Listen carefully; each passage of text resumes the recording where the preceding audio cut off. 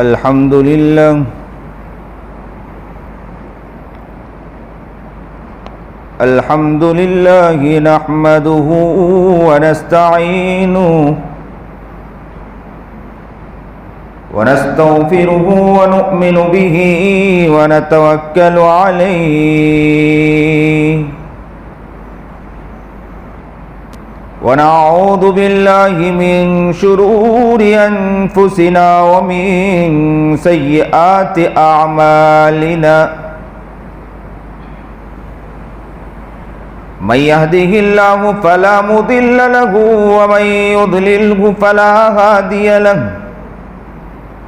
ونشهد أن لا إله إلا الله وحده لا شريك له ونشهد أن سيدنا ومولانا محمدا عبده ورسوله أما بعد فأعوذ بالله من الشيطان الرجيم بسم الله الرحمن الرحيم من عمل صالحا من ذكر أو أنثى وهو مؤمن فلنحيينه حياة طيبة صدق الله العظيم صدق الله العظيم صدق الله العظيم صدق الله العظيم صدق الله العظيم صدق الله العظيم وصدق رسوله النبي الكريم ونحن على ذلك من الشاهدين والشاكرين والحمد لله رب العالمين اللهم صل على سيدنا محمد وعلى آل سيدنا محمد وبارك وسلم اللهم صل على سيدنا محمد وعلى آل سيدنا محمد وبارك وسلم اللهم صل على سيدنا محمد وعلى آل سيدنا محمد وبارك وسلم واجب الاحترام قابل تکریم بزرگان محترم، آج بڑی خوشی و مسرت ہے کہ جہاں اکھر میں میری آمد ہوئی ہے وہاں ماشاءاللہ میری ملاقات بلکہ ایک نظر احمد آباد کے اندر فیضان القرآن کے موقع پر وہاں جانا ہوا تھا۔ وہاں بطور حکم غالباً قاری عبدالحق صاحب وہاں موجود تھے۔ میں کب سے سوچ رہا تھا کہ میں انہیں کہیں دیکھا ہوں، لیکن کافی دیر کے بعد یاد آیا کہ ان کی ملاقات اور وہاں بھی ماشاءاللہ ہمیں نعت النبی جناب سرکار دو عالم صلی اللہ علیہ وسلم کے سننے کا موقع میسر ہوا اور آج یہاں بھی ملا ہے۔ اللہ ان کے عمر میں برکت عطا فرمائے، نبی علیہ الصلوۃ والسلام کا صحیح معنی میں عاشق و دیوانہ اور مستانہ اور سیرت و سنت پر چلنے والا بنائے۔ ماشاءاللہ زبردست انداز میں انہوں نے ہمارے جذبات کو بھی ابھارا اور نبی علیہ الصلوۃ والسلام کے عشق کو بھی ہمارے دل کے اندر پیوستہ کرنے کی کوشش کی ہے۔ اللہ تعالیٰ ہمیں صحیح معنی میں عاشق رسول اور دیوانہ رسول بنائے۔ بہت خوشی کی بات ہے کہ اکھر علاقہ وہ علاقہ ہے جہاں علماء کی آمد ہوا کرتی ہے۔ امید ہے کہ انشاءاللہ اسی طرح ماحول رہا،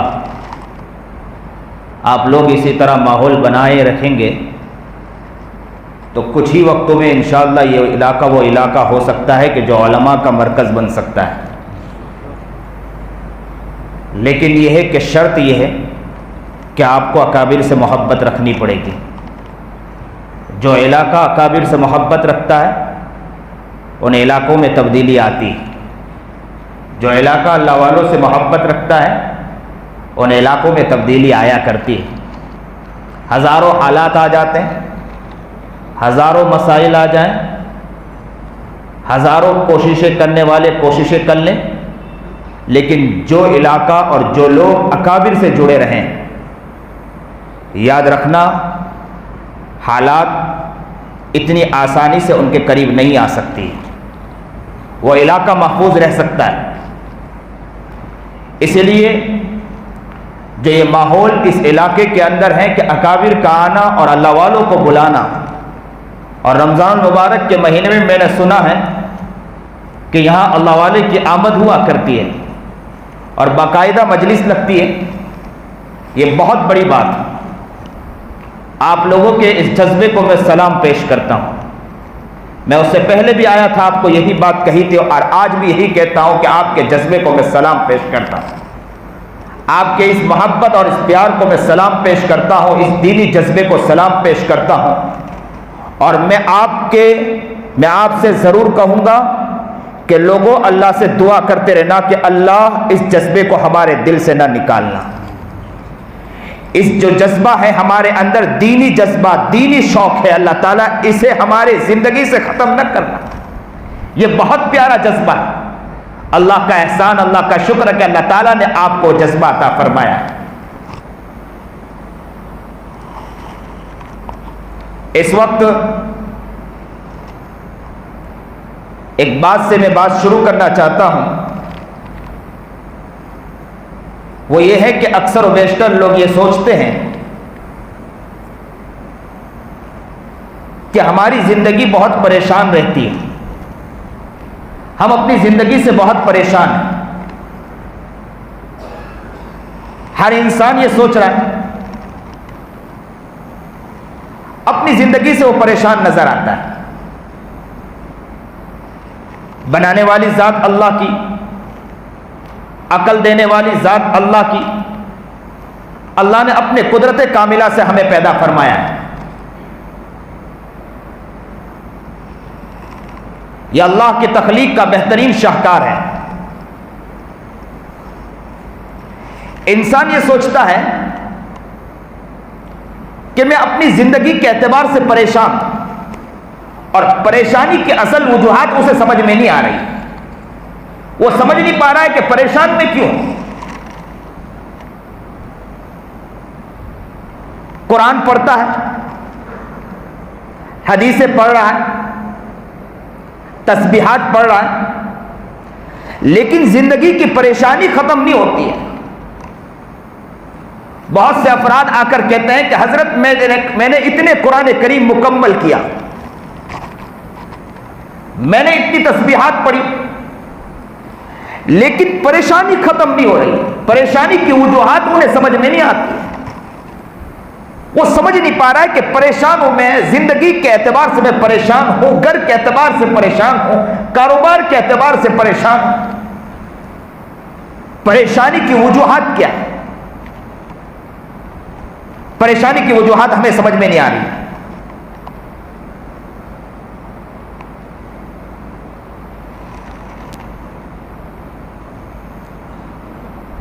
کاروبار کرنے والا کاروبار کر رہا ہے، تجارت کرنے والا تجارت کر رہا ہے، دکان چلانے والا دکان چلا رہا ہے، لاڑی چلانے والا لاڑی چلا رہا ہے، لیکن وہ یوں کہتا ہے کہ میں دکان تو چلا رہا ہوں، کاروبار تو کر رہا ہوں، لیکن حضرت معاملہ یہ ہے کہ میں نے ماشاءاللہ آپ نے کہا کہ میں نے تسبیحات مکمل کی، چیزیں مکمل کی، لیکن اس کے باوجود اللہ کا میں اس کے اتنے سارے کام کرنے کے باوجود میں جب جاتا ہوں تو کاروبار میں مجھے جس طرح ترقی ملنی چاہیے، دکانوں میں مجھے جس طرح ترقی ملنی چاہیے، یا گھر میں جا کر جس طرح مجھے سکون ملنا چاہیے، مجھے سکون نظر نہیں آتا۔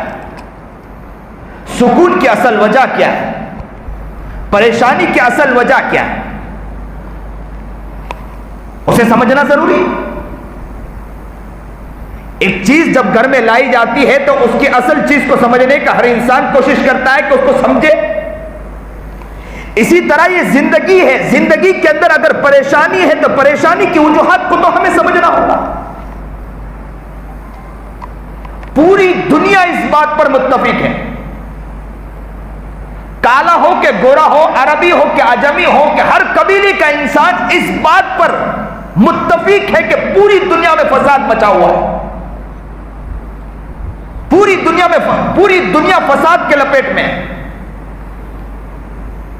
پوری دنیا میں فساد مچا ہوا ہے۔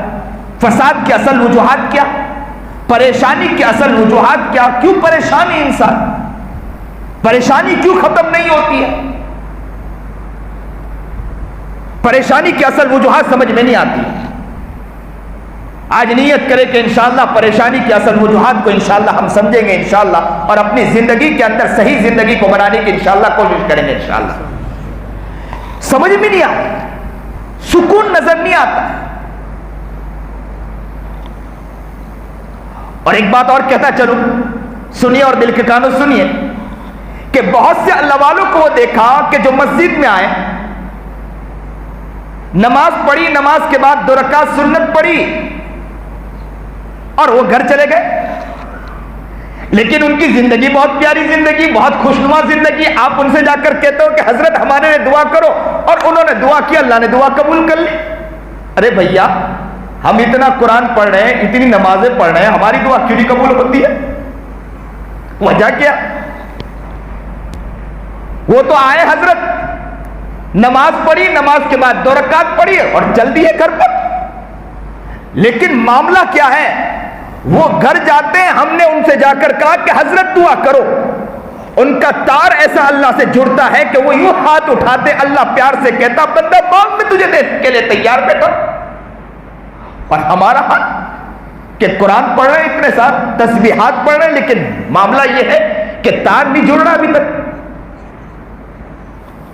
وہ جو محبت اور جو پیار ہونا چاہیے وہ نہیں ہوتا۔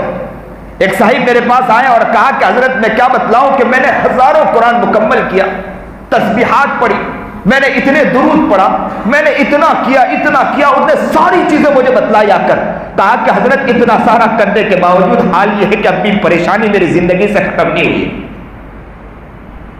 اور وہ زاروں قطار میرے پاس ضعیف تھا، میرے گود میں اس نے سر رکھ دیا اور رونے لگا، خوب رو رہا تھا۔ اس کے رونے کو دیکھ کر مجھے بھی ترس آ گیا کہ سفید داڑھی والا رو رہا ہے، زاروں قطار رو۔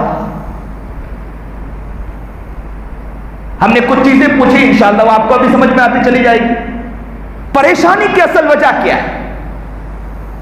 ہر انسان دوڑ لگا رہا ہے کہ پریشانی ختم ہو جائے، پریشانی ختم نہیں ہو رہی، سکون نہیں مل پا رہا ہے۔ عورتیں ہیں تو عورت پریشان ہے کہ سکون مجھے نہیں مل پا رہا ہے، بچہ ہے تو بچہ پریشان ہے کہ سکون مل نہیں پا رہا ہے۔ سکون کی اصل وجہ کوئی سمجھنے کے لیے تیار نہیں، پریشانی کی اصل وجہ کوئی سمجھنے کے لیے تیار نہیں کہ اصل پریشانی کی وجہ کیا ہے، کہ جس کی وجہ سے ہمیں پریشانی آ رہی ہے، اگر وہ پریشانی کی وجہ کو انسان سمجھ لے، کام کرنا اس کے لیے بہت آسان ہے۔ پریشانی کی وجہ کو اگر وہ نہیں سمجھ پاتا ہے، سکون جس سے ملے اس سکون کو وہ سمجھ نہیں پائے تو انسان کامیاب نہیں ہو سکتا۔ پریشانی کی اصل وجہ کیا ہے؟ ہر انسان دوڑ لگا رہا ہے کہ سکون مل جائے، ہر انسان کوشش کر رہا ہے کہ مجھے سکون مل جائے، لیکن سکون نہیں مل پا رہا، زندگی سے پریشان ہے، زندگی سے بیچارہ ایسا پریشان کہ وہ سوچتا ہے کہ کوئی مجھے ایسی دوا دے دے۔ کتنے لوگ تو وہ ہیں کہ سکون پانے کے لیے شراب پینے کے لیے تیار ہو جاتے کہ تھوڑا زندگی میں سکون آ جائے، لیکن جب تک کہ نشہ طاری، جب تک کہ وہ دوسروں کی زندگی کے ساتھ کھیلتا ہے، اپنی زندگی تو اس کی مست رہی، لیکن بعد میں وہی کہ وہی پریشانی اصل ختم نہیں ہو رہی ہے۔ پریشانی کی اصل وجہ کیا ہے؟ آج نیت کرے کہ انشاءاللہ جو اللہ والے بڑے اکابر جس طرح انہوں نے اپنی زندگی پر محنت کی، انشاءاللہ ہم بھی اس پر محنت کرنے کی انشاءاللہ نیت کریں گے انشاءاللہ۔ اور کام بہت آسان ہے، اس کو میں مثال سے پہلے سمجھانے کی کوشش کروں کہ آپ ایک چھوٹی سی بالٹی لے لیں، وہ بالٹی اگر صحیح سالم نہ ہو بلکہ اندر سوراخ ہو، اس کو کسی نل کے نیچے رکھ دیں اور پانی جاری کریں، پانی بھرے گا بالٹی کے اندر۔ ایک ساتھ کہیے پانی بھرے گا یا نہیں بھرے گا؟ پانی میں بالٹی میں سوراخ ہو تو بالٹی میں پانی بھرے گا یا نہیں بھرے گا؟ بولو ایک ساتھ، بولو بھائی، ابھی ٹھنڈے آپ لوگ خاموش ہیں، بولیے ایک ساتھ، بولیے کہ بھائی بھرے گا یا نہیں بھرے گا؟ پانی نہیں بھرے گا۔ کیونکہ بالٹی میں سوراخ ہے، بالٹی میں پانی کیسے بھرے گا؟ ایک بالٹی صحیح سالم آپ لے لیں، اس کو نل کے نیچے رکھ دیں. اب نل کے نیچے رکھنے کے بعد اب پانی تیز نہ جاری کریں، قطرہ قطرہ جاری کریں، دھیرے دھیرے چالو کریں. ایک نہ ایک دن پانی بھر جائے گا انشاءاللہ. بھر جائے گا کہ نہیں بھرے گا؟ ایک نہ ایک دن پانی بھر جائے گا. بس یہی معاملہ ہے کہ آپ نے اگر تسبیح پڑھی، آپ نے اگر قرآن پڑھا، آپ نے نیک عمل کیا، آپ نے کوئی اچھا کام کیا، آپ نے کوئی اچھی خدمت کی، آپ نے کسی کے ساتھ اچھے معاملات کیے، اللہ نے آپ کو ایک نور عطا کر دیا. آپ نے تسبیح پڑھی، اللہ نے ایک نور عطا کر دیا. آپ نے کتاب پڑھی، اللہ نے ایک نور عطا کر دیا. آپ نے قرآن پڑھا، اللہ نے ایک نور عطا کر دیا. آپ نے کوئی اچھا کام کیا، اللہ نے ایک نور عطا کر دیا. آپ نے کوئی اچھی خدمت کی، اللہ نے ایک نور عطا کر دیا. آپ نے ماں باپ کی خدمت کی، اللہ نے ایک نور عطا کر دیا. آپ نے محبت کے ساتھ کسی کو دیکھا، اللہ نے ایک نور عطا کر دیا. مسجد میں بڑی محبت کے ساتھ داخل ہوئے، اللہ نے ایک نور عطا کر دیا. یہ نور پر نور، نور پر نور، نور پر نور، نور پر نور، اتنے نور اللہ عطا کر دیتا ہے کہ اگر ہم مسجد سے باہر نکلتے ہیں، نماز کے لیے مسجد میں داخل ہوتے ہیں اور مسجد سے جب باہر نکلتے ہیں تو ہمارے دلوں کے اندر اللہ تعالیٰ کم سے کم 200 کے قریب ہمارے نور تو عطا ہو جاتے ہوں گے، بلکہ اس سے زیادہ نور عطا ہو جاتے ہوں گے. آپ نے وضو کیا، وضو کو سنت کے مطابق کیا، تو ایک ایک وضو کے اندر آپ اگر گنے تو کئی نور اللہ تعالیٰ نے عطا کیے. آپ اعتکاف کی نیت کر کے داخل ہوئے، اللہ نے ایک نور عطا کر دیا. کئی نور اللہ تعالیٰ نے آپ کے دل میں عطا کر دیا ہے. اگر یوں سمجھو، صرف اتنا سمجھ لیں کہ 200 کے قریب آپ کو اللہ نے نور عطا کیا ہے. اس نور کی حفاظت کی ذمہ داری ہماری ہے کہ اس نور کی کیسی حفاظت کریں. اب ہمارے فرض کیا ہوتے ہیں؟ نور تو مل گیا، دل میں نور تو آ گیا. اب مسجد سے باہر نکلیں. مسجد سے باہر نکلنے کے بعد نوجوان ہے یا بڑا ہے یا بوڑھا ہے، ذرا سی یوں نگاہ اٹھ گئی اور کسی کی طرف غلط نگاہ سے دیکھ لیا، اللہ نے ایک نور چھین لیا آپ کے دل سے. اب آپ سے باہر نکلنے کے بعد کسی کی غیبت کر دی، اللہ نے ایک نور چھین لیا. کسی کی برائی کر لی، اللہ نے ایک نور چھین لیا.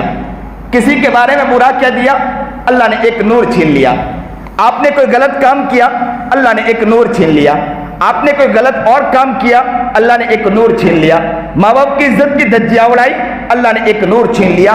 نور پر نور چھینتے چلے گئے. میں اکثر کہتا ہوں کہ 200 نور تو ہمیں مسجد میں آنے کے بعد مل جاتے ہیں، باہر نکلنے کے بعد 400 گناہ کر کے 200 گناہ کے بنا پر 200 نور تو چلے جاتے ہیں اور 200 گناہ اپنے دل پر اور چڑھا لیتے ہیں ہم لوگ. اور اللہ والوں کا حال کیا ہے؟ آپ ذرا آئیے اللہ والوں کو دیکھیے. اللہ والے جیسے ہی مسجد میں داخل ہوئے، مسجد میں داخل ہونے کے بعد اگر 2 رکعت سنت پڑھی اور نکل گئے مسجد سے باہر نکلنے کے بعد، اگر ان کو نور، ہمیں نور تو ملا تھا 200، انہیں نور ملا تھا 150، لیکن 150 نور باہر نکلنے کے بعد اگر بھول سے کوئی غلطی، چھوٹی موٹی غلطی بھی ہو گئی، 10 غلطی بھی ہو گئی، تب بھی ان کے پاس 140 نور بچتے ہیں. روزانہ 140 نور کی وہ حفاظت کرتے ہیں اور وہ نور بنتے جڑتے اتنے نور بن جاتے ہیں کہ ان کا دل منور ہو جاتا ہے. اس منور دل کے ساتھ اللہ سے جب ہاتھ اٹھا کر مانگتے کہ ربا، اللہ کہتا ہے کہ اس پیارے دل میں آنے کے لیے تیار ہوں. اور ہمارا دل سیاہ ہو چکا ہے گناہ کی وجہ سے. 200 گناہ کی وجہ سے 200 نور تو گئے اور 200 گناہ اور چڑھا دیے. پھر مسجد میں آئے، پھر 200 گناہ کیے، 200 نور ہم نے حاصل کیے. اب باہر نکلنے کے بعد پھر 400 گناہ کیے تو 400 گناہ تو ہم نے چڑھا دیے. اب اتنے سارے گناہ ہمارے دل کے اندر آ چکے ہیں. آپ نے خود فضائل اعمال میں پڑھا ہوگا. کیا فضائل اعمال میں پڑھا ہوگا؟ فضائل اعمال میں آپ نے حدیث پڑھی ہوگی کہ انسان ایک گناہ کرتا ہے، اس کے دل پر سیاہ نقطہ لگتا ہے. پھر گناہ کرتا ہے، پھر سیاہ نقطہ لگتا ہے۔ سیاہ نقطہ لگے گا کہاں؟ کالا نقطہ لگے گا کہاں؟ جہاں وائٹ ہوگا وہیں تو لگے گا، سفید ہوگا وہیں تو لگے گا۔ پتہ یہ چلا کہ دل میں اللہ نے نور عطا کیا تھا، اسی نور پر اللہ تعالیٰ نے سیاہ نقطہ لگا دیا۔ اعمال کرنے پر اللہ دیتا تو ہے، میرا رب بڑا پیارا ہے، کریم رب ہے۔ آپ نے عمل کیا، اللہ نے دے دیا۔ آپ یہاں بیٹھے اتنے سارے لوگ، آپ کے دل میں درد پیدا ہوا، آپ کے دل میں کڑن پیدا ہوا، آپ یہ نہ سمجھے کہ اللہ نے آپ کو دیا نہیں ہے۔ اللہ جب آپ اتنی محبت کے ساتھ سن رہے ہیں، اللہ نے آپ کو نور پر نور عطا کر دیا ہے۔ اس نور کی حفاظت کی ذمہ داری ہم سب کی ہے کہ اس نور کی کیسی حفاظت ہم کریں، اس نور کو کیسے بچانا ہے۔ اگر ہم اس نور کو نہ بچا پائیں پھر ہم یہ سمجھیں کہ ہم پریشان۔ اکثر و بیشتر نظر یہ آتا ہے کہ انسان بہت سے اعمال کرتا، اعمال کرنے کے بعد مسجد سے باہر نکلا یا کوئی ایسے کام کرتا ہے کہ گناہ، میں اکثر کہا کرتا ہوں کہ ہماری زندگی وہ زندگی بن چکی کہ غیبت، چغلی، حسد، بغض، ریاکاری، جھوٹ، دغابازی، دھوکہ، فریب، بدماشی، عیاری، لوگوں کی زندگی کے ساتھ کھیلنا، لوگوں کی زندگی کو تماشا بنانا، ماں باپ کی عزت کی دھجیاں اڑانا، گھر کے ساتھ تماشا کرنا، اگر پڑوس میں کوئی رہنے والا ہے اس کی زندگی کو دوبر کر دینا، اس کی زندگی کو پریشان کن بنا دینا، اور ہمارے قریب کسی کی دکان ہے اس کی زندگی کے ساتھ کھیلنا، کسی کے کھیت کو ملیاں میٹ کر دینا، کسی کی میراث کی رقموں کو، ہماری بہنوں کی میراث کی رقموں کو اٹھا کے کھا جانا، یہ ہماری زندگی کا لب لباب بن چکا۔ اور ہم کہتے ہیں کہ کامیابی نہیں ملتی ہے، پریشانی زندگی سے ختم نہیں ہوتی ہے۔ پریشانی کی اصل وجہ خود انسان ہے۔ خود انسان یہ سوچے کہ ہم خود اپنی زندگی کو بنانے کی کوشش کریں تو بہت آگے نکل سکتے ہیں۔ ظہر الفساد فی البر والبحر بما کسبت ایدی الناس۔ قرآن کریم اعلان کرتا ہے مسلمانوں ذرا قرآن کریم کی طرف بڑھو، ذرا دیکھو تو صحیح قرآن کریم کو۔ ہے کوئی قرآن کو دیکھنے والا؟ قرآن طاقوں میں سجایا ہوا ہے، کوئی جذبہ نہیں، کوئی پیار نہیں قرآن کریم سے۔ قرآن کریم پڑھنے کا شوق اور جذبہ ختم ہو چکا ہمارے مسلمانوں کو۔ گھروں میں قرآن کریم ایسے ہی رکھا ہے، کل قیامت کے دن اس قرآن کریم نے اگر ہمارا گریبان پکڑ لیا، مسلمانوں جنت جانا مشکل ہو جائے گا۔ قرآن طاقوں میں رکھا ہوا ہے، دھول چڑھ رہی ہے قرآن کریم پر۔ ہے کوئی قرآن کریم کو جذبے کے ساتھ دیکھنے والا؟ بلکہ قرآن تو پڑھنا، ہمارا تو حال یہ ہونا چاہیے کہ قرآن کریم کو ہم سمجھے، سمجھنے کی بات تو دور، قرآن کریم پڑھنا مشکل ہو رہا ہے۔ کوئی اپنے اولادوں کو بولتا ہو کہ ذرا قرآن کریم محبت کے ساتھ گھر میں بیٹھ کے پڑھے؟ موبائل تو آسانی سے ہم موبائلوں کو پکڑا دیتے ہیں، بچہ موبائلوں کے اندر، اور کہتے ہیں مولانا ذرا ہمارے بچوں کو دیکھو بہترین موبائل چلاتا ہے، شرم سے دم مرنا چاہیے، ایسے عقل پر ماتم ہونا چاہیے، مولانا بہترین موبائل چلاتا ہے۔ پہلے کے دور میں کہا جاتا تھا، کیا کہا جاتا تھا؟ پہلے کے دور میں یہ کہا جاتا تھا مولانا ہمارے بچوں کو دیکھو بہترین قرآن پڑھتا ہے، ہمارے بچوں نے اتنی عمر میں قرآن مکمل کر لیا، نظر نہیں آتا ہے۔ وہ تھے جو کہنے والے کہتے تھے کہ ہمارے بچوں کو دیکھو مصلی پر سجدہ کرتا ہے تو اتنا پیارا سجدہ کرتا ہے۔ وہ کہنے والے کہتے تھے، جو واقعات ملتے تھے کہ وہ کہا کرتے تھے کہ ہمارے بچے نے خواب میں نبی علیہ الصلوۃ والسلام کی زیارت کی۔ آج کہاں وہ بچے نظر آ رہے ہیں؟ مسلمان وہ نظر نہیں آتا ہے کہ جس کے دل میں وہ جذبہ ہو، جس کے دل میں وہ شوق ہو کہ گھر کا وہ ماحول بنائے، گھر کے اندر وہ مزاج بنائے، کہ بچوں کا وہ ماحول بنے کہ بچے بھی اگر آگے بڑھ کر کہے ابا امی ذرا ہمیں وہ چیز سکھائے، نبی علیہ الصلوۃ والسلام کے عشق کو سکھائے، قرآن کریم کی محبت کو بتلائے۔ وہ بچے آ کر کہیں نہیں نظر آتے، اس لیے کہ ماں باپ اس طرح اپنے بچوں کو بنانے کی فکر نہیں کر رہے۔ میں اکثر ہر جگہ جا کے کہتا ہوں کہ اپنے لیے نہ بننے کی کوشش کرو تو نہ بنو، اپنے بچوں کے لیے تو بننے کی کوشش کرو۔ ہمارے پچھڑوں نے محنت کی تو ہم بن کے بیٹھے، ہمارے پچھڑوں نے محنت کی تو آج ہم یہ ماحول دیکھ رہے ہیں کہ اتنے سارے لوگ ایک ساتھ بیٹھے ہیں۔ یہ ماحول یاد رکھنا، یہ پچھلوں کی محنت ہے کہ جو آج ہم یہاں بن کے بیٹھے ہیں.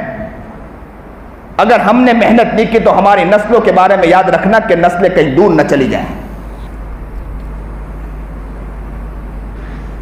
نسلوں کی فکر کریں، بچوں کی فکر کریں. اب کہتے ہیں کہ مولانا کیا کریں، مجبوری ہے کہ بچہ باہر کھیلنے جائے، اس کے بجائے موبائل کھیل لے تو بہت بہتر ہے. سب سے اچھی صحت تو یہ کہ چھوٹا بچہ ہے باہر کھیلے گا، مٹی میں کھیلے تو بہت بہتر ہے، صحت بھی بنے گی. موبائل بہت زیادہ نقصان دہ. میں آج درد دل کے ساتھ جتنے لوگ یہاں بیٹھے میں کہتا ہوں کہ اللہ کا واسطہ دے کر کہتا ہوں کہ ہاتھ سے بچے نکل جائیں اس سے پہلے آپ توجہ کر لینا اپنے آپ پر. آپ یہ نہ سمجھنا کہ بچے، یہ آپ کے بچے بہت پیارے بچے ہیں، یہی تو قاسم نانوتوی بنیں گے، یہی تو رشید احمد گنگوئی بنیں گے، یہی تو خواجہ معین الدین چشتی بنیں گے، یہی تو عبد القادر جیلانی بنیں گے، یہی تو بڑے اکابر بنیں گے، یہی تو بڑے اولیاء بنیں گے، یہی تو بڑے اتقیاء بنیں گے، یہی تو بڑے علماء صلحاء بزرگان دین بنیں گے، یہی تو قوم کے رہبر بنیں گے. یہی تو وہ لوگ ہوں گے جو دنیا کے سامنے جا کر، قوموں کے سامنے جا کر یہ حق کی بات کہنے والے ہوں گے. یہی تو لوگ ہوں گے. اگر آپ لوگوں نے محنت کی تو یہی تو وقت کے اولیاء ہوں گے. اگر آپ نے محنت نہیں کی تو یاد رکھو کہ یہی سب سے بڑے گنہگار اور پاپی اور مجرم اور لوگوں کو پریشان کرنے والے. اور لوگ آ کر کہیں گے کہ کیسے بچوں کو انہوں نے جنا ہے، یہ کیسے اولادیں ہیں کہ جس نے زندگی کو دوبر کر دیا، علاقے کے اندر اس نے حیران کن مسائل کھڑے کر دیے ہیں، یہ کیسے لوگوں کو انہوں نے پیدا کیا. مسلمانوں عقل کے ناخن لینا ہوگا، اپنی زندگی کے بارے میں سوچنا ہوگا کہ ان اولادوں کے بارے میں ہم کیا کر رہے ہیں. کل قیامت کے دن اللہ بھی سوال پوچھے گا ان بچوں کے بارے میں. ہماری نسلیں کہاں جا رہی؟ لڑکیاں جا کر کسی کے گودوں میں جا کے سو رہی. کوئی ہے جو لڑکیوں کے بارے میں فکر کرنے والا؟ ان بچیوں کے بارے میں فکر کرنے والا کوئی ہے؟ نظر نہیں آتا. ایک مستقل محنت کی جا رہی ہے. پوری دنیا اس بات پر کوشش کر رہی ہے کہ مسلمانوں کے بارے میں فکر کر رہی، اور مسلمان ہے جو سویا ہوا ہے اسے کوئی فکر نہیں. بس اس کا حال ہے کہ واٹس ایپوں کے ذریعے ادھر سے ادھر بات کو شیئر کر دینا اور کہہ دینا کہ یہ حال ہو رہا ہے، وہ حال ہو رہا ہے، لیکن خود کی زندگی اور خود کے گھر کے اعتبار سے کوئی فکر نہیں کر رہا ہے. مزے سے واٹس ایپ سے ماشاءاللہ ادھر سے ادھر بات کو شیئر کر رہے ہیں، اور کام کیا بڑے خوش ہیں اور سمجھ رہے ہیں کہ ہم ہی حق کا کام کر رہے ہیں اور شیئر پر شیئر کر رہے ہیں، لیکن گھر کا حال ہے کہ گھر کے بارے میں کوئی فکر نہیں. سب سے پہلی فکر ہم اپنے گھر کے بارے میں کریں کہ ہمارا گھر کہاں جا رہا ہے، کس طرف جا رہا ہے. کل قیامت کے دن اللہ کے پاس ہم جواب دے پائیں گے؟ جواب نہیں دے پائیں گے. اللہ نے ہم سے سوال پوچھ لیا، ہم سوال کا جواب دے سکیں گے یا نہ دے سکیں گے؟ ظہر الفساد فی البر والبحر بما کسبت ایدی الناس. یہ جو سارے فساد جو پھیلا ہوا ہے نا زمین میں اور دریاؤں کے اندر، سمندروں کے اندر جو فساد نظر آ رہا ہے، اللہ کہہ رہا ہے قرآن کریم میں صاف کہہ رہا ہے یہ اپنی خود کی کمائی ہے. انسان کی خود کی کمائی ہے. یہ اپنے پیروں پہ خود کلاڑی مار رہا ہے. انسان اپنے آپ پر محنت کر لے. نبی کریم جناب سرکار دو عالم صلی اللہ علیہ وسلم نے کیا تعلیم دی، میرے محبوب نے کیا تعلیم دی. نبی کریم جناب سرکار دو عالم صلی اللہ علیہ وسلم فرما رہے ان فی الجسد لمضغۃ اذا صلحت صلح الجسد كله واذا فسدت فسد الجسد كله الا وهي القلب. انسان کے جسم میں ایک لوتھڑا ہے، اگر وہ صحیح سالم رہا تو پورا جسم صحیح سالم رہے گا، اگر وہ بگڑ گیا تو پورا جسم بگڑ گیا. وہ کیا ہے؟ الا وهي القلب، دل. اور دل کا حال یہ ہے کہ ہمارا دل کھوکھار بھیڑیا بن کر بیٹھا ہے.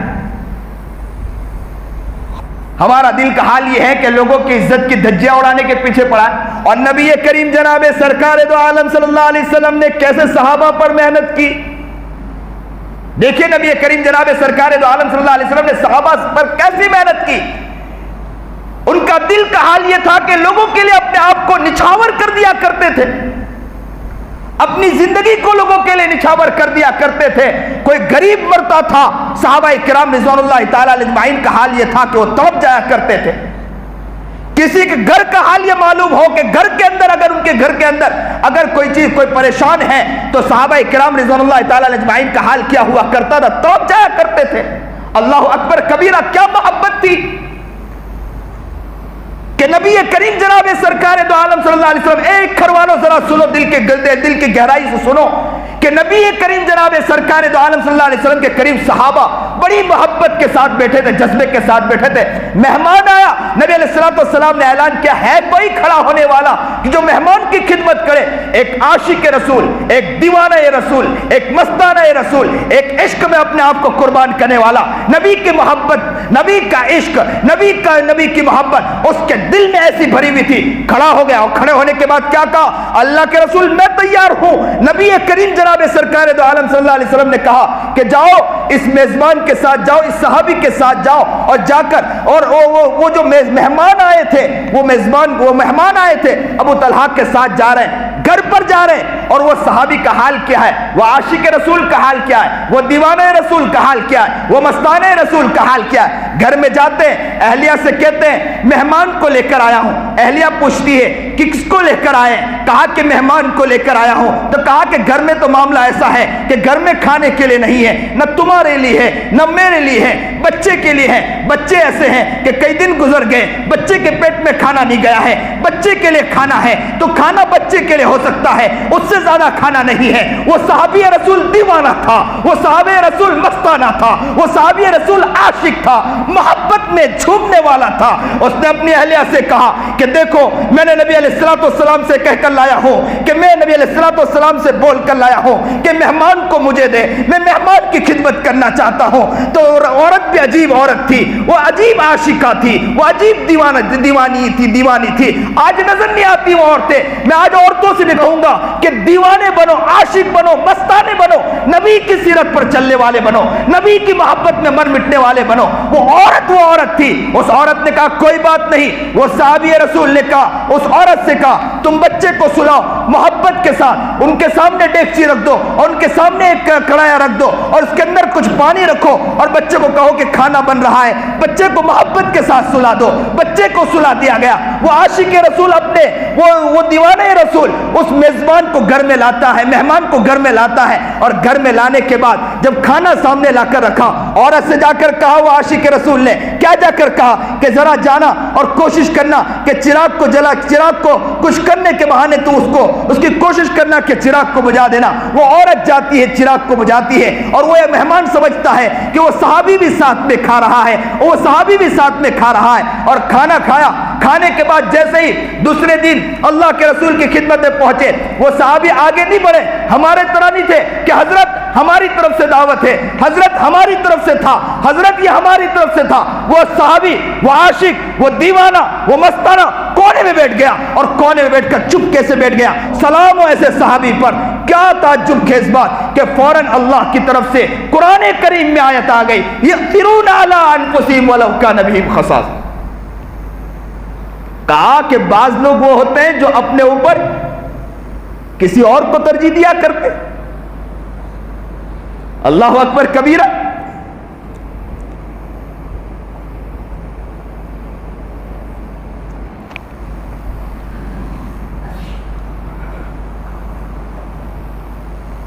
آج یہ جو دل کا جو حال ہے، دل کی جو فکر ہونی چاہیے، آج جو ہمارا دل کھونکھار بھیڑیا بن چکا ہے، یہ کیوں بنا ہوا ہے؟ اس لیے کہ اس دل پر محنت نہیں ہے، اس دل پر محنت نہیں ہے۔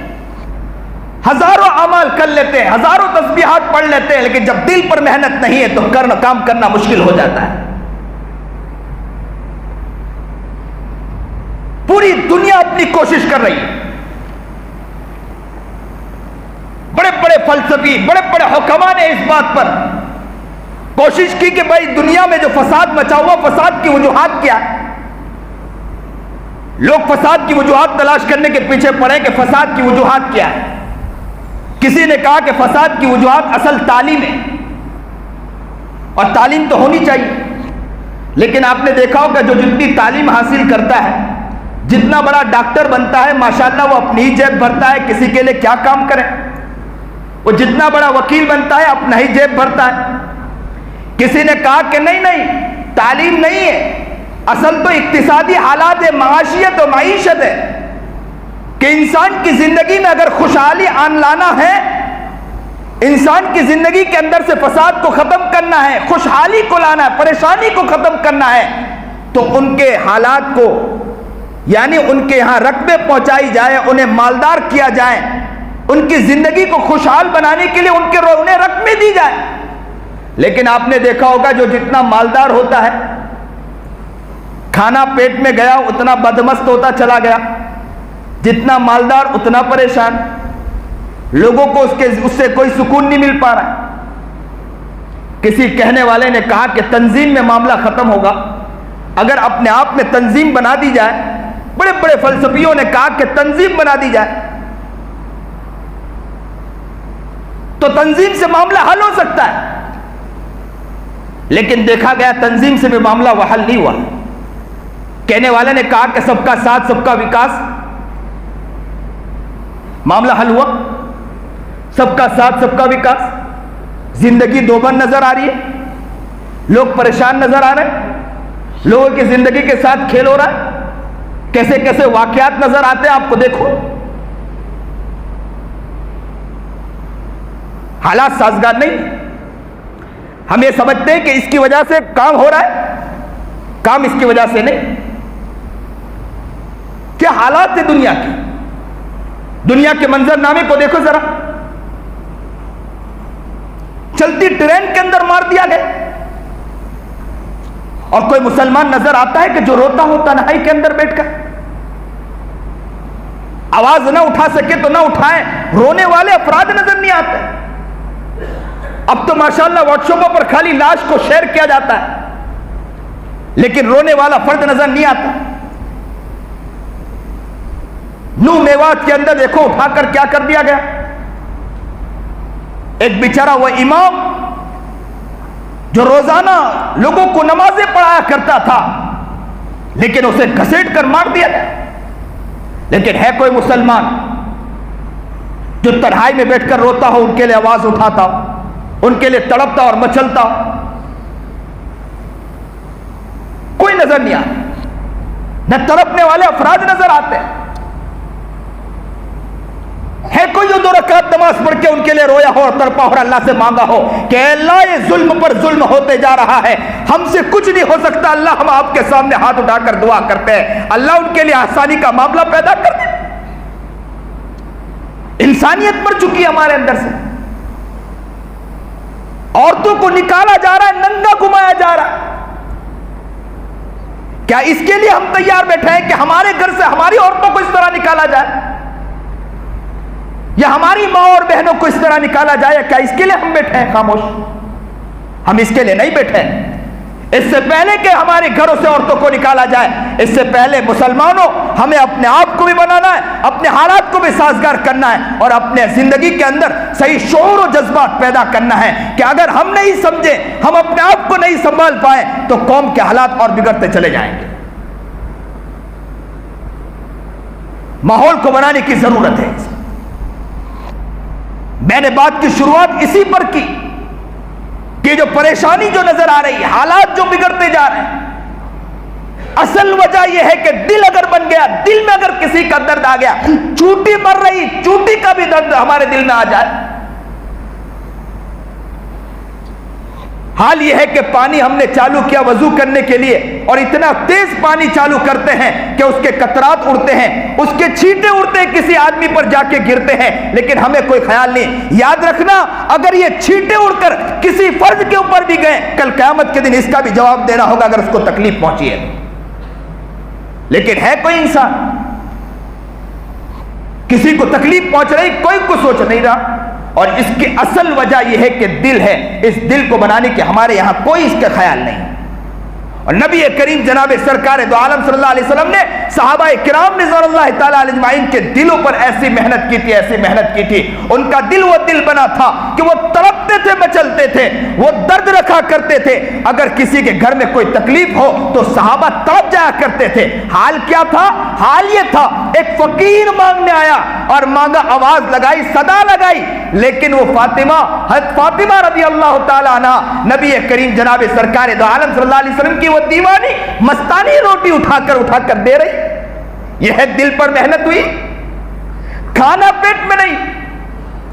اور بچے پر بھی کیسی محنت کہ بچہ کہہ رہا ہے ماں تم اٹھا کے دے رہے ہو، میں بھی دینے کے لیے تیار ہوں، حسن بھی دے رہا، حسین بھی دے رہا، خادمہ دیکھ رہی، خادمہ بھی دینے کے لیے تیار ہو گئی۔ لیکن ہاں مسلمان کوئی ایسا مسلمان ہے کہ ہمارے گھروں میں تو لوگ آ کر چور بن کے چلے جاتے ہیں، ہمارے گھر میں اس طرح کا ماحول کہاں بن رہا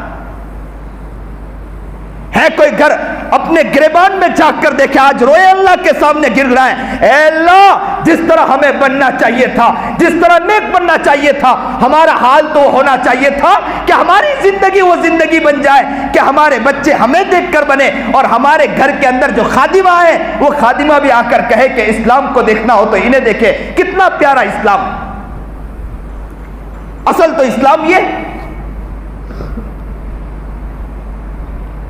وہ ایک شخص تھا نا،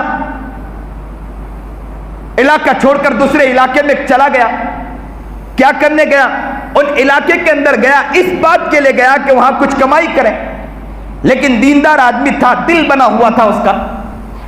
اچانک کے عصر کے وقت تھوڑی دیر کے لیے باہر کھیلنے کے لیے نکلا کہ چلو تیروں کے ذریعے میں کچھ شکاری کر لوں، شکاری کرنے گیا، اس کی تیر نے خطا کی، وہ تیر جا کر کسی عیسائی لڑکے پر جا کے لگ گیا اور وہ لڑکا وہیں مر گیا۔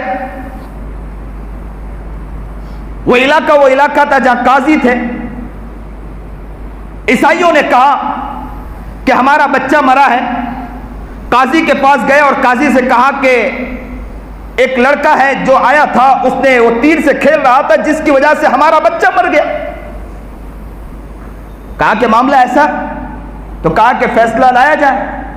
اس بچے کو، اس نوجوان کو بلایا گیا اور کہا کہ آپ کے تیر کی وجہ سے یہ بچہ مرا ہے، تو کہا ہاں میری تیر کی وجہ سے بچہ مرا ہے۔ تو کہا کہ غلطی میری نہیں ہے، اصل مسئلہ یہ تھا کہ میں تو شکار کر رہا تھا لیکن تیر نے خطا کر دی، بھول کر دی، ادھر سے میرا تیر ہل گیا اور وہ جا کے بچے کو لگ گیا، بچہ مر گیا، غلطی میری نہیں ہے،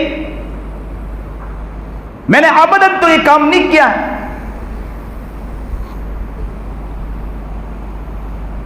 قاضی نے کہا کہ آپ کے تیر سے مرا ہے تو آپ کی سزا یہ ہے کہ جان کے بدلے جان ہے، آپ نے کسی کی جان لی، آپ کی بھی جان لے لی جائے گی، آنے والے ہفتے آپ کو سولی پر لٹکا دیا جائے گا۔ جب یہ بات کہی انہیں جیل میں ڈال دیا گیا اس نوجوان کو۔ اس نوجوان کے دل میں خیال آیا کہ میں تو کئی علاقے چھوڑ کر میں اس علاقے میں آیا ہوں، میرے علاقے میں بہت ساری چیزیں ہیں، مجھے وہاں پہنچنا بھی ہے۔ تو فوراً اس نے جیلر سے کہا، جیلر عیسائی تھا، جیلر سے کہا کہ بات یہ ہے کہ میرے علاقے میں میرے ماں باپ بھی ہیں، ساری چیزیں ہیں، مجھے کتنے ساری چیزوں کو، لوگوں کو رقم لوٹانی ہے، اگر تم مجھے اجازت دو میں ہفتے کے اندر انشاءاللہ ضرور آ جاؤں گا۔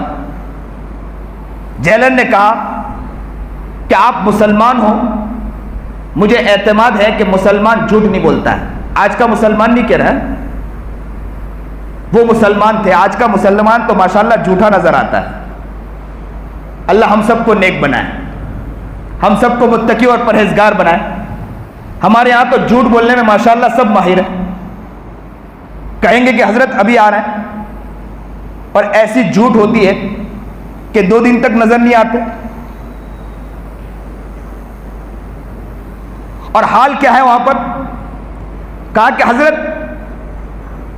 میں جا رہا ہوں اور آ کے لوٹ آؤں گا۔ اس نے کہا اس جیلر کو کہ میں لوٹ آؤں گا۔ جیلر نے کہا آپ مسلمان ہیں، مجھے یقین ہے کہ مسلمان جھوٹ نہیں بولتا ہے، آپ جائیے۔ اس نے جیلر نے چھوڑا لیکن کہا کہ آپ جلدی لوٹ آئیے۔ وہ شخص وہاں سے گیا۔ قانون پہلے یہ تھا کہ جمعہ کے دن، جمعہ کی نماز کے بعد سولی پر لٹکایا جاتا تھا۔ ہفتہ گزر گیا، جمعہ کا دن آیا، جمعہ کے دن وہ لوٹا نہیں، تو عیسائیوں نے آ کر کہا، عیسائیوں نے دیکھا کہ وہ تو نکل گیا جیل سے، تو ان کے دل میں خطرہ آیا، ایک تو ہمارا عیسائی لڑکا مرا اور جیلر بھی ہے عیسائی، وہ ہمارا ہی آدمی ہے۔ قاضی کے پاس گئے اور قاضی سے کہا کہ وہ تو چلا گیا اور ابھی تک آیا نہیں۔ بالکل جمعہ کے دن جب سولی پر لٹکانے کا وقت آیا، قاضی صاحب کے پاس آئے اور کہا کہ وہ تو ابھی تک آیا نہیں۔ تو قاضی صاحب نے فیصلہ یہ دیا کہ جب جیلر نے چھوڑا ہے تو جیلر ہی کو سولی پر لٹکایا جائے گا۔ جب جیلر کو سولی پر لٹکانے کی بات آئی تو عیسائیوں نے کہا کہ بچہ بھی مرا ہمارا اور جیلر بھی عیسائی ہے، ہمارے ہی آدمی کو مارا جائے، یہ سمجھ میں آنے والی بات نہیں۔ قاضی نے فیصلہ سنا دیا، نہیں، انہوں نے چھوڑا کیوں؟ اس لیے جیلر ہی کو سولی پر لٹکایا جائے گا۔ بالکل تیاری کر دی گئی، جیلر کو لایا گیا، سولی پر لٹکانے کی تیاری تھی، لوگ مجمع ہجوم وہاں کھڑا تھا، لوگ دیکھ رہے تھے کہ جیلر کو لایا گیا، ابھی سولی پر لٹکایا جائے گا۔ اسی درمیان دیکھا کہ دور سے کوئی شخص آ رہا تھا، لوگوں نے کہا کہ قاضی صاحب سے کہا کہ ابھی رک جائیے، کوئی شخص آ رہا ہے، ہو سکتا ہے وہی شخص آئے۔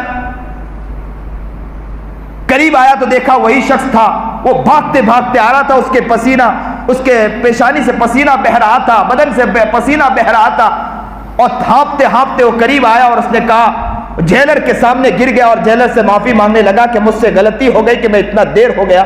مسئلہ یہ تھا کہ میں اصل میں جس جگہ سے آ رہا تھا، سمندر سے آ رہا تھا، وہ پانی کا بہاؤ، ہوا کا بہاؤ، ہوا اتنی تیز چل رہی تھی جس کی وجہ سے پانی خلاف قیاس اور جگہ چل رہا تھا، جس کی وجہ سے میری کشتی اس طرف آنے کے بجائے دوسری طرف جا رہی تھی۔ بار بار میں کوشش کر رہا تھا میں جلدی آؤں، لیکن نہیں آ پا رہا تھا، لیکن پھر بھی میں نے کوشش کی، اللہ سے دعا کی کہ اللہ میں جلدی پہنچ جاؤں، میری وجہ سے جیلر کو تکلیف نہ ہو۔ میں اس لیے دوڑتے دوڑتے آیا ہوں اور جیلر کے قدموں میں گر گیا اور معافی مانگنے لگا کہ میری وجہ سے آپ کو تکلیف ہوئی ہے، اور قاضی صاحب سے کہا، قاضی صاحب میں حاضر ہو چکا ہوں، مجھے لٹکا دیجئے، سولی دے دیجئے، اس لیے کہ میری غلطی ہے۔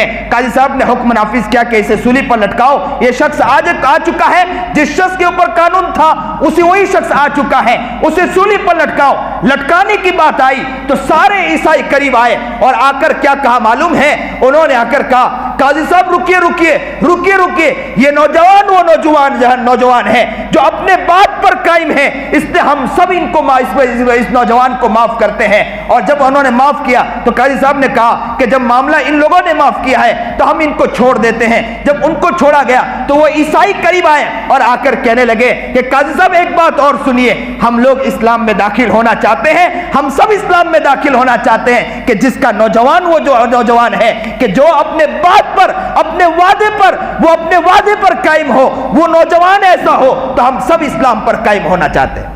اللہ اکبر کبیرہ ہے۔ مسلمان وہ نظر آتا ہے، علاقے گمو مسلمان علاقہ وہ نظر آتا ہے کہ جو لوگوں کو پریشان کر رہا ہے، علاقے گمو جس سے لوگ پریشان ہیں۔ دل بنائیے، پہلے اس دل پر محنت کریے کہ دل وہ دل بنے کہ اس دل میں سب کی محبت ہو، اس دل میں سب کا پیار ہو، اس دل میں اللہ کی ایسی محبت بیٹھ جائے کہ اللہ کے لیے ہم سب سے محبت کرنے والے بن جائیں، ہمارے دل میں انسانیت پیدا ہو جائے، یہ دل وہ پیارا دل بن جائے۔ جب ایسا دل بنتا ہے نا، دل میں ایسی محبت آتی ہے نا، دل میں ایسا پیار آتا ہے، اس کا گھر، اس کا علاقہ، وہ جس جگہ رہتا ہے وہ جنت والا بن جاتا ہے، اسے ضرورت نہیں ہے، اس کی زندگی بہت خوشگوار زندگی ہو جاتی ہے۔ نیت کرو انشاءاللہ ہم اپنی زندگی کو پیاری زندگی بنائیں گے، اور اللہ والوں سے جڑیے، اللہ والوں سے ملاقات کریے، اور ان سے ملاقات کرنے کے بعد اپنی زندگی کو بنانے کی فکر کریں۔ جب اپنی زندگی کو بنانے کی فکر کریں گے، اللہ تعالی ہمیں اس مقام تک انشاءاللہ ضرور پہنچائے گا انشاءاللہ۔ ایک شخص آیا تھا حضرت والا کے پاس، حضرت پیر ذوالفقار احمد نقشبندی کے پاس، اور آ کر کہنے لگے، حضرت والا کسی مدرسے میں گئے، کتاب ختم کرنے کے لیے حضرت والا سے ان شخص نے کہا کہ بیعت تھے حضرت والا سے، حضرت نے کہا کہ ہمارے علاقے میں بہت بڑے مالدار ہیں جو لندن سے پڑھے ہیں، ہمارے دوست خاص عزیز ہیں، لیکن پڑھنے کے بعد بہت بڑے بن چکے ہیں، ان کی زمین بکی، پورا شہر انہوں نے بنایا ہے، اس شہر کو بنانے کے بعد وہاں کے وہ بہت بڑے قائد بن کے بیٹھے ہیں، وہاں کے بڑے سرپنچ بن کے بیٹھے ہیں، بڑے انسان ہیں، 35 سال سے اس علاقے کے اندر کام کر رہے ہیں، لیکن وہ نماز نہیں پڑھتے، چیزیں نہیں کرتے۔ حضرت ہم چاہتے ہیں کہ اس کے بارے میں کچھ فکر ہو۔ حضرت نے کہا کہ انہیں جا کے میرا سلام کہنا کہ حضرت سے ملاقات کریں۔ حضرت کہتے ہیں میں تو وہاں سے نکل گیا گیا. کچھ دنوں کے بعد پھر میرا وہاں سفر ہوا.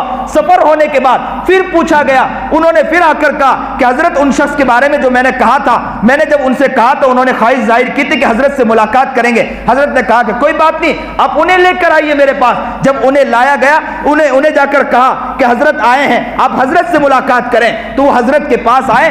بڑے آدمی تھے, بہت بڑے, کبھی کسی کے پاس جاتے نہیں تھے, کبھی کسی عالم کے پاس, کبھی نیک بندوں کے پاس جاتے نہیں تھے. لیکن جب وہ آئے مدرسے میں آ کر وہ چٹائی پر آ کر بیٹھ گئے. لوگ سوچنے لگے کہ اتنا بڑا آدمی چٹائی پر آ کے بیٹھ گیا. لیکن حضرت کے پاس آ کر کہنے لگا کہ حضرت میں آپ سے تنہائی میں کچھ بات کرنا چاہتا ہوں. سب کو حضرت نے وہاں دور کیا. حضرت نے پوچھا کہ ذرا بتلائیے کہ کیا معاملہ ہے. تو اس نے قریب آ کر کہا کہ حضرت کیا بتلاؤں, میرے بہت گناہ ہے, بہت گناہ ہے, اتنے گناہ ہے کہ جس گناہ کی وجہ سے مجھے زندگی ناتمام نظر آتی ہے, مجھے خوشگواری نظر نہیں آتی ہے, مجھے خوشیاں نہیں مجھے نظر نہیں آتی ہے. حضرت نے کہا کہ نہیں ایسا نہ کہیں, آپ کے ذریعے بہت خدمتیں بھی ہو رہی ہے, آپ لوگوں کی خدمت بھی کر رہے ہیں, آپ غریبوں کی بھی خدمت کر رہے ہیں, آپ لوگوں کا بھی کر رہے ہیں. صرف نماز آپ سے چھوٹ رہی ہے نا, اعمال آپ سے چھوٹ رہی ہے, ڈرنے کی ضرورت نہیں. تو اس نے کہا کہ ہاں حضرت, ہاں اعمال چھوٹ رہے ہیں, لیکن اتنا ہے کہ میں غریبوں میں خدمت تو کر رہا ہوں. حضرت نے کہا ایک کام کر لیں. حضرت نے کہا کہ بیعت ہو جائیے,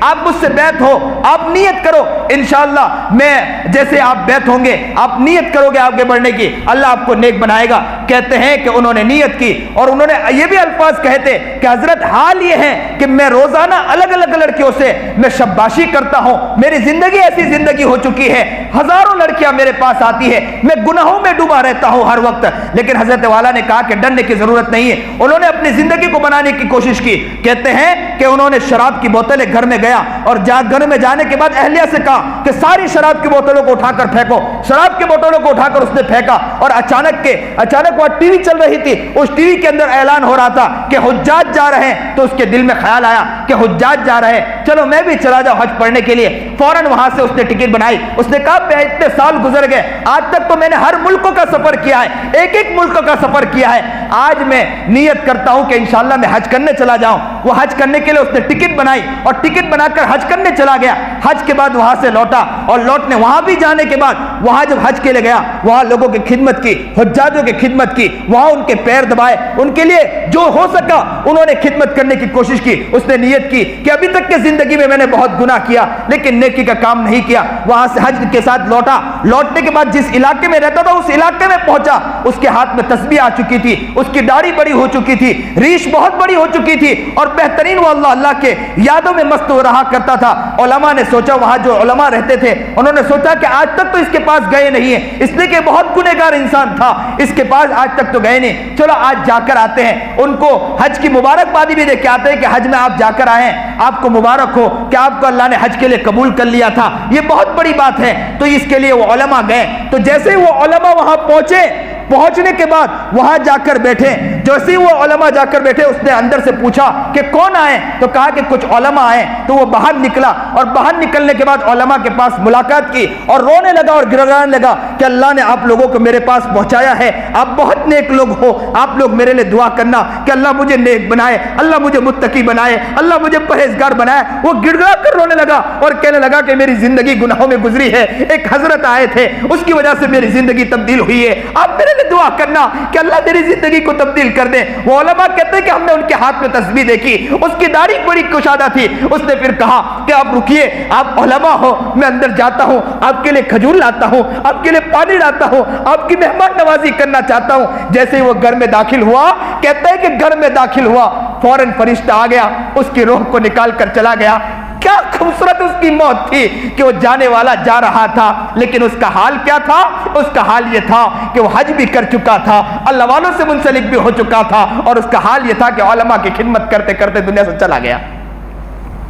اللہ اکبر کبیرہ. نیت کرو کہ انشاءاللہ ہم اپنی زندگی کو انشاءاللہ بنائیں گے, انشاءاللہ نیک زندگی کو بنائیں گے, پیاری زندگی کو بنائیں گے. زندگی کیا زندگی ہے؟ ہنسنا کھیلنا کودنا, چند دن کے بعد زندگی ختم ہو جائے گی. جگہ جی لگانے کی دنیا نہیں ہے, یہ عبرت کی جا ہے تماشا نہیں ہے, یہ عبرت کی جگہ ہے, کب دنیا سے چلے جائے کچھ پتا نہیں ہے. یہ چند دن کی زندگی ہے, یہاں پر ابھی ہم بیٹھے ہیں, کل کو کچھ پتا نہیں کہ کون یہاں رہنے والا ہے, کون رہنے والا نہیں ہے. میں آنکھوں سے دیکھ رہا ہوں, کل یہ آنکھیں کام کرے گی یا نہیں کام کرے گی. میں زبان سے بول رہا ہوں, زبان بولنا کب تک بولتی ہے یہ مجھے اس کا علم نہیں ہے. آپ یہاں بیٹھے ہیں, کب تک تک زندگی میں کتنے جنازے اٹھائے، ہر جنازے نے ہمیں یہ کہا ہے کہ میں تو جا رہا ہوں، میں تو قبر میں اتر رہا ہوں، میرے پیچھے تمہیں بھی آنا ہے۔ ہر شخص کو اس بارے میں غور و فکر کرنا ہے۔ زندگی کے بارے میں کچھ پتہ نہیں ہے، اللہ کے پاس جانا ہے، میرے نبی کے سامنے چہرہ دکھانا ہے۔ میرے نبی نے محبت کے ساتھ پوچھ لیا، میرے امتی ہو، تم میرے پیارے ہو، تمہاری خاطر میں نے بہت زندگی کھپائی، تمہارے خاطر میں نے بہت پتھرے کھائے، تمہارے خاطر میں نے بہت تکلیفیں اٹھائی۔ میرے پیٹ کا حال یہ تھا کہ اس پیٹ پر پتھرے بندھا کرتے تھے، میرے بچوں کا یہ حال تھا کہ بچے کے پیٹ پر پتھرے بنا کرتے تھے، لیکن تمہارے خاطر ہم تکلیفیں اٹھا کر چلے گئے، لیکن تم نے اپنی زندگی کو کیسی زندگی بنائی۔ آج نیت کرو انشاءاللہ ہم لوگوں کے لیے بھی مر مٹیں گے، اپنی زندگی کو پیاری بنائیں گے، انشاءاللہ وہ زندگی بنائیں گے جس زندگی سے لوگوں کو راحتیں ملے، جس زندگی سے لوگ خوش ہو جائیں اور لوگ دیکھ کر یہ کہیں کہ اسلام کو دیکھنا ہو تو انہیں دیکھے، ایمان کو دیکھنا ہو، مسلمانوں کو دیکھنا ہو تو انہیں دیکھے۔ کتنے پیارے لوگ ہو، کتنے پیارے لوگ ہیں، کتنی پیاری زندگی گزار رہے ہیں۔ آج ہر شخص نیت کرے کہ انشاءاللہ ہم اپنی زندگی کو پیاری زندگی انشاءاللہ بنائیں گے انشاءاللہ۔ اللہ ہمیں نیک بنائے، متقی اور پرہیزگار بنائے، سنت و شریعت پر چلنے کی توفیق عطا فرمائے، جو بات کہی گئی سنی گئی عمل کی توفیق عطا فرمائے۔ وآخر الدعوانا الحمدللہ رب العالمین۔ یہ مسجد کے بارے میں 80 لاکھ روپے، مسجد کے بارے میں یا کالج میں ایک مسجد بن رہی ہے جس کا تقریباً غالباً 80 لاکھ روپے ہیں، اس میں کافی رقم تو ہو چکی ہے اور کچھ رقم باقی ہے، آدھی کے قریب رقم باقی ہے۔ اب یہ یاد رکھے کہ یہ سارا کام جو ہوتا ہے یہ محبت کرنے والوں ہی سے ہوتا ہے۔ یہ عجیب معاملہ ہے، میں تعجب خیز بات بتلاؤں کہ ماشاءاللہ پوری دنیا میں آپ دیکھو مسلمان جتنی مسجدیں بنا رہا ہے کوئی اور نہیں بنا رہا ہے، کوئی اور جگہ یہ نظر نہیں آتی۔ جتنے مدارس مسلمان اور اتنے سارے مدارس، یہ مدارس چل رہے ہیں مسلمانوں ہی کے رقمے سے چل رہی ہیں۔ یہ اللہ کا بہت بڑا احسان ہے، یہ اللہ ہم سے بہت بڑا کام لے رہا ہے، اور اللہ سے دعا کرتے چلو کہ اللہ تعالیٰ ان چیزوں کو ہم سے نہ چھینے۔ اللہ تعالیٰ یہ اللہ ہم سے بہت بڑا کام لے رہا ہے، یہ اللہ کا بہت بڑا احسان ہے۔ تو جہاں ایسی مسجدیں بنیں، اور حدیث پاک میں بھی ہے نا، نبی کریم جناب سرکار دو عالم صلی اللہ علیہ وسلم کی حدیث ہے، وَمَن بَنَا لِلَّهِ مَسْجِدًا بَنَا اللَّهُ لَهُ بَيْتًا فِي الْجَنَّةِ۔ نبی کریم جناب سرکار دو عالم صلی اللہ علیہ وسلم کی حدیث ہے، جس نے مسجد بنائی اس نے تو گھر وہاں جنت میں بنایا۔ میں یہاں ایک نقطہ نقل کیا کرتا ہوں کہ جس نے مسجد بنائی اس نے جنت کہاں بنائی؟ اس نے جنت میں اپنا گھر بنایا، ایک گھر بنایا کہ نہیں بنایا؟ تو یہاں سے میں ایک نقطہ نقل کرتا ہوں، جنت کس کو ملے گی؟ گنہگاروں کو ملے گی یا نیک لوگوں کو ملے گی؟ بولو ایک ساتھ بولو، جنت کس کو ملے گی؟ گنہگاروں کو ملے گی یا نیک لوگوں کو ملے گی؟ نیک لوگوں کو ملے گی جنت۔ تب نیک اللہ تعالیٰ جب یہاں گھر جس نے یہاں پر جو بنایا مسجد کے لیے رقم خرچ کی، تو وہ جس نے یہاں مسجد بنائی اللہ اس کے لیے جنت میں ایک گھر بنائے گا، تو جنت نیک لوگوں کو ملے گی۔ اور نبی علیہ الصلوۃ والسلام کی کوئی باتیں جھوٹی ہو سکتی ہے؟ نبی علیہ الصلوۃ والسلام کی کوئی باتیں جھوٹی ہو سکتی؟ نعوذ باللہ، کوئی باتیں جھوٹی ہو سکتی نہیں، اور میرے نبی کی ہر باتیں سچی رہے گی انشاءاللہ۔ اور جب جنت وہاں جنت میں گھر بنے گا تو پتہ یہ چلا کہ انشاءاللہ اللہ ایک نہ ایک دن ہمیں نیکی پر قائم کر کے ہمیں دنیا سے اٹھائے گا تاکہ جنت میں ہمیں پہنچائے وہاں پر۔ سمجھ میں آئی بات؟ اس لیے ہر شخص نیت کرے کہ انشاءاللہ ہم مسجد بنائیں گے، انشاءاللہ مسجد کی تعمیر کریں گے۔ اللہ کے لیے کیا مشکل ہے؟ اللہ ہم کو گناہوں سے روک دے، اللہ کے لیے کوئی مشکل ہے؟ اللہ کے لیے کوئی مشکل نہیں۔ میں اکثر جگہ یہ نقطہ میں نقل کرتا ہوں کہ جنت میں گھر کب ملے گا؟ نیکی پر ہی ملے گا، گنہگاروں کو تو ملنے والا نہیں ہے، نیک لوگوں کو ہی ملنے والا ہے، گنہگار تو جہنم میں جائے گا۔ اب باقی کا معاملہ کیا ہے کہ گنہگار کیسے جہنم میں، وہ باقی کا معاملہ ہے، نہیں تو کئی علماء یہ کہیں گے کہ اس پر بھی تشریح کریں، چیزیں کریں، تو بہت لمبی بات ہے۔ لیکن میں یہاں صرف محبت پیدا کرنے کے لیے کہ یہ بات سمجھیں کہ انشاءاللہ ہم ہر شخص جو لوگ مسجد کے لیے خدمت کرے گا انشاءاللہ جنت ضرور ملے گی انشاءاللہ۔ ہم ہر شخص نیت کرے کہ انشاءاللہ گھر بنائیں گے انشاءاللہ۔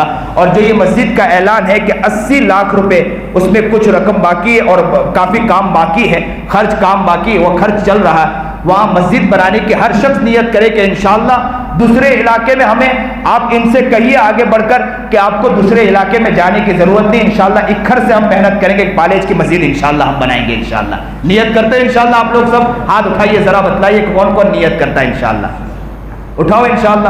ہر شخص نیت کرے کہ کچھ نہ کچھ روپیہ انشاءاللہ ضرور دیں گے انشاءاللہ، ہر شخص نیت کرے کہ کچھ نہ کچھ روپیہ ضرور ڈالیں گے، اور ہو سکے جتنا ہو سکے زیادہ رقم ڈالیں تاکہ ہماری رقموں کے ذریعے کام بن جائے، تاکہ یہ کیا مسجد بن جائے گی، مسجد بنے گی آپ کے لیے انشاءاللہ، وہاں جب تک کہ نماز پڑھی جائے گی، جب تک وہاں قرآن کریم پڑھا جائے گا، اس کا ثواب بھی انشاءاللہ ہمیں ہی ملتا رہے گا۔